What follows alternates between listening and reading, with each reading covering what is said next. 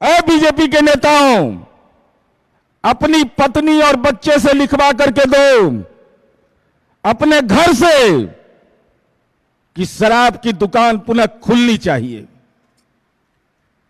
लिखिए आप, चूंकि नरेंद्र मोदी ने कहा आप उसकी बात नहीं मानते हैं। अमित शाह ने जो नेशनल क्राइम ब्यूरो का रिकॉर्ड है जिसकी चर्चा अंजू महाराज जी ने किया, जिसमें महिलाओं में अपराध का दर घट गया है, यह आपको मंजूर नहीं तो अपनी पत्नी बेटा बेटी से लिखवा करके दो कि शराब चालू होना चाहिए।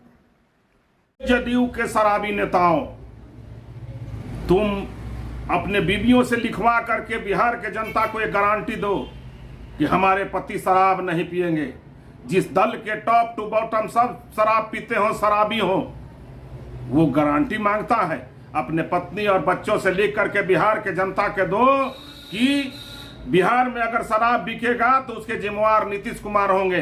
अगर है दम तो ऐ जदयू के शराबी नेताओं, अगर तुम में दम है तो तुम अपने दल के लोगों के पत्नियों से लिखवा करके दो कि बिहार में शराब बिकेगा तो उसके माननीय मुख्यमंत्री नीतीश कुमार जिम्मेवार होंगे।